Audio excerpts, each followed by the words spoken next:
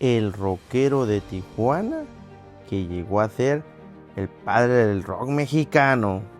Javier Isaac Medina Núñez nace el 3 de junio de 1944 en Tijuana, Baja California.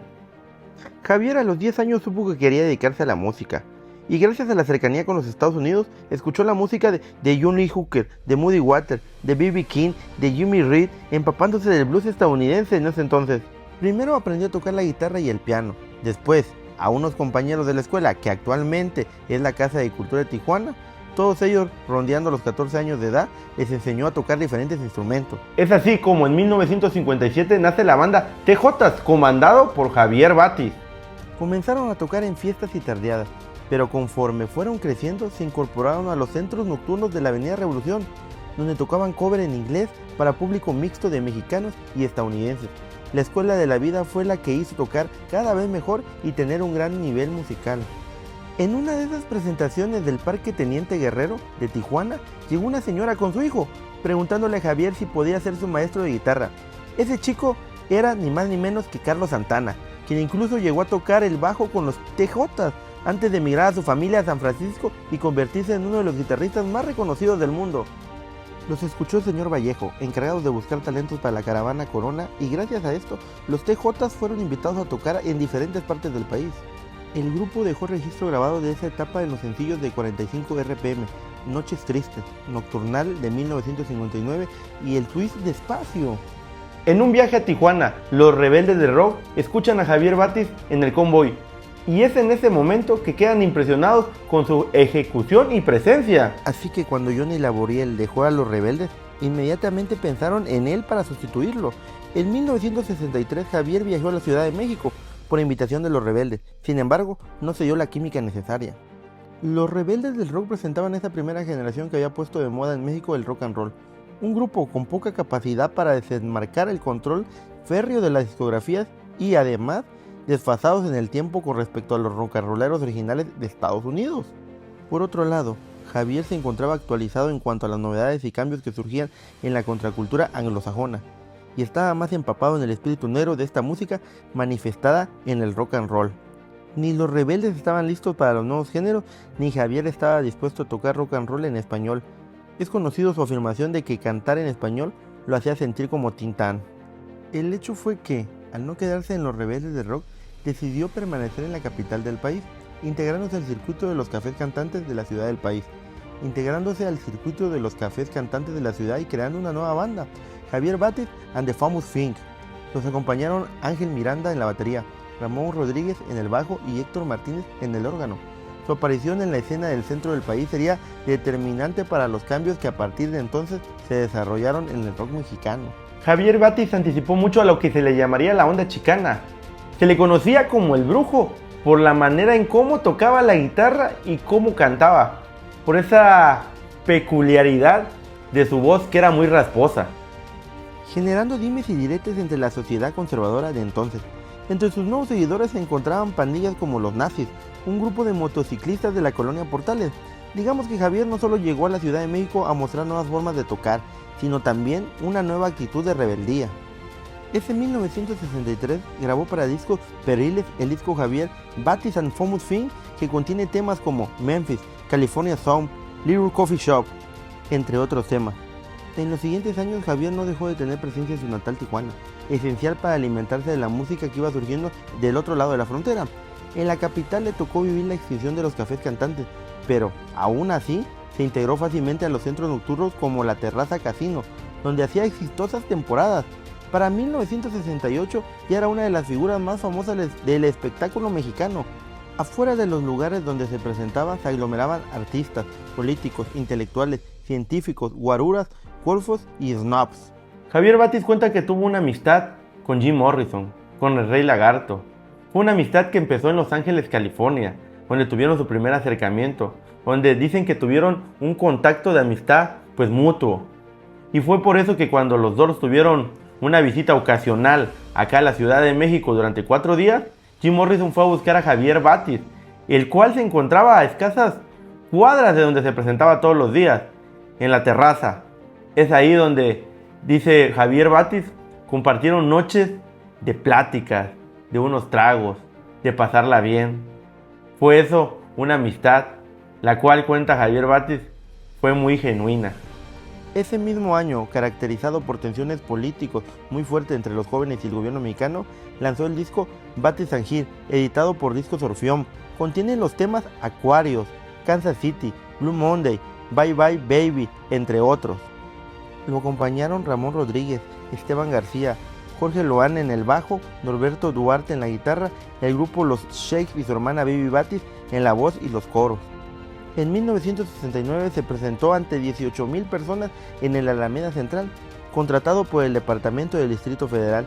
Eran tiempos de éxito y de abundancia. A mediados de ese año, Javier viajó a Los Ángeles para visitar a su amigo Fito de la Parra, quien era baterista de Can and Hit. Armaron una sesión de grabación de discos en estudios en Hollywood, en el cual participó los bajistas Olaf de la Barra y Larry Taylor, acompañados de una sección de metales con arreglos de Millie Grayson. Aunque la pretensión era mezclarlo y editarlo en México, no sucedió, quedando enlatadas las grabaciones por 34 años, hasta que Fito de la Parra se encargó de mandarlas a mezclar y salieron al mercado editados por Can and Hit en el 2003. Mientras tanto, en México para esas fechas estaba saliendo el disco Coming Home. A partir de ese momento sacó un par de discos muy difíciles de adquirir en la actualidad. Para 1970 editó Rockin' White the King y en 1971 Love You Grill, también con Uptown Store. Ese año, mientras buena parte de las bandas principalmente consideradas de la onda chicana componían material propio en inglés, Javier decidió dar un giro con respecto a su propia propuesta y grabó temas propios en español. Lanzó así la discografía Sonar, los discos Si tú te acuerdas de mí y Pacífico Jardín. Un tiempo antes del Festival de Rock y Ruedas de Avándaro, los organizadores buscaron a Javier para que participara junto a la Revolución de Emiliano Zapata, en lo que, por el momento, solo sería una fiesta mexicana previa a una carrera de autos. Armando Molina, el programador de dicho evento, cuenta que Javier no quiso tocar si no le pagaban todo el presupuesto destinado para los dos grupos. Ante su negativa, contrataron otras bandas y el evento se transformó en un festival. Fue tal la convocatoria que los organizadores se vieron rebasados.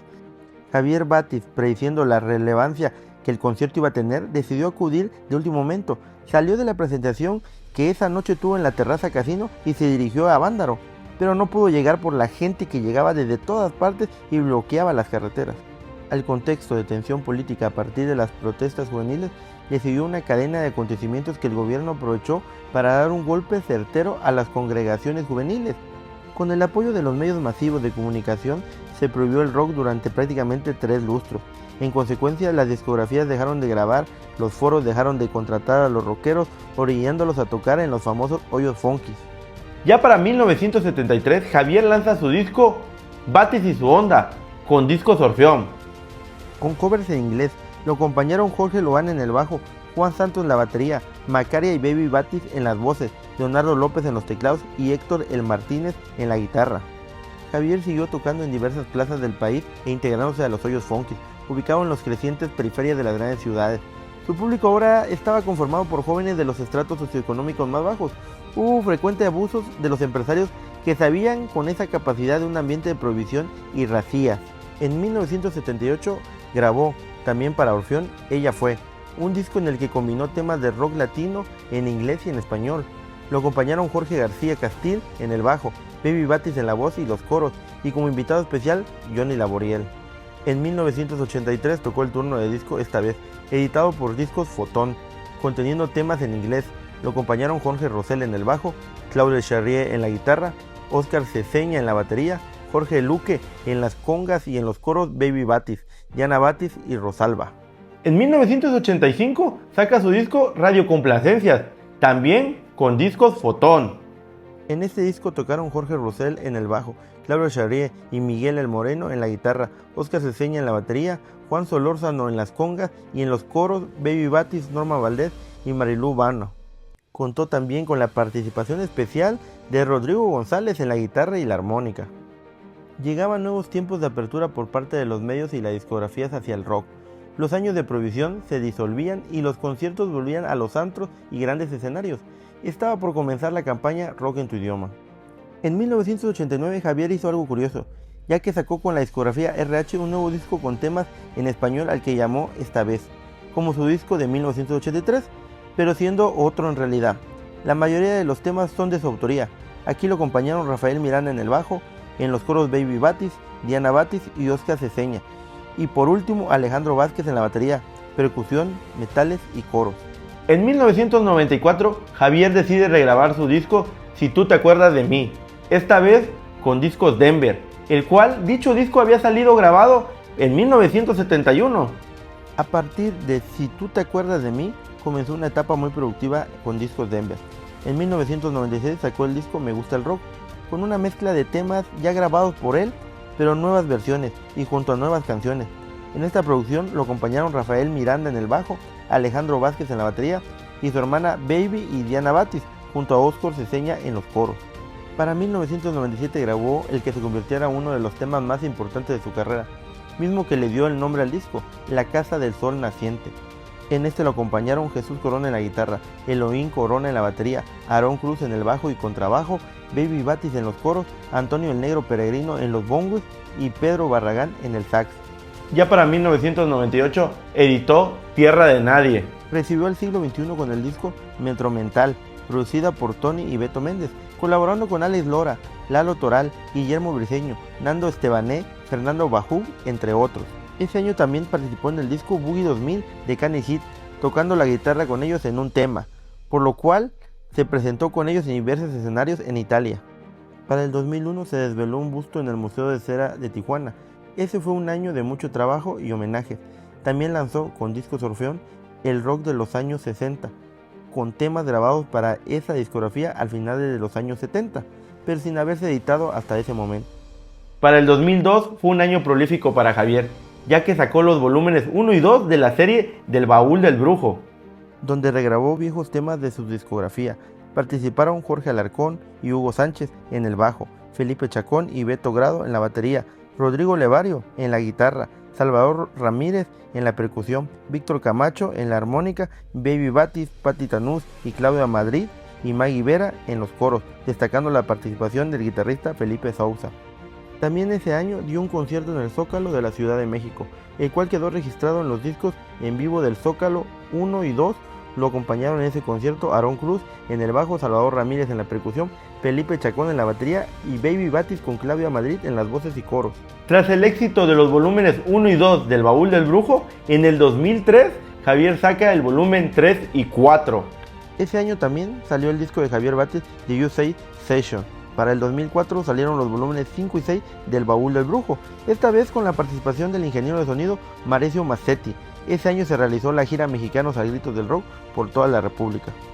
En el 2006 se creó la Escuela de Guitarra, donde hasta hoy se transmite su técnica personal para las nuevas generaciones, misma que décadas atrás usó para enseñar a Carlos Santana. Ese año salió la recopilación de 16 éxitos de Javier Batis, editadas por Discos Denver. En 2007 sacó la serie Alas, con la sesión 1, 2 y 3 con Discos Denver, celebrando así sus 50 años de trayectoria. Al siguiente año salió el disco Brujos de The USA, que es una reedición de su disco pasado en 2003. Se lanzó a la par de la presentación en Estados Unidos del documental Fito de la Parra, rock hecho en México. Sus presentaciones han sido continuas desde sus inicios y han abarcado prácticamente todos los escenarios importantes del país. Durante abril del 2014 se presentó en el Teatro Blanquita junto a Tex-Tex, Baby Batis y Dance K, entre otros. En 2015 grabó el disco El Laberinto del Brujo, bajo la producción artística de Guillermo Sánchez Guzmán, con prácticamente todos los temas de la autoría de Javier. Su primer sencillo fue el tema La Flor de Sam Soucy, inspirado en la flor de la bailarina que protegió a Javier Batis y Carlos Santana cuando solo eran unos adolescentes queriendo tocar en los bares de Tijuana.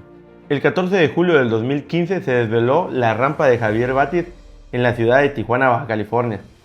Antes conocida como la Rampa Altamira, a unos pasos de la casa familiar y donde vive en la actualidad. Esa tarde se casó con Claudia Madrid, su compañera de 24 años, con quien procreó a sus hijos y quien también es su actual baterista y representante.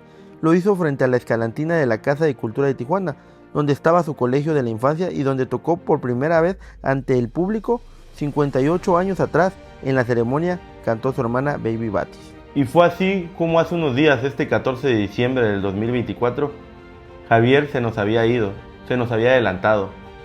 Una dura lucha con un cáncer que padecía, lo perdió.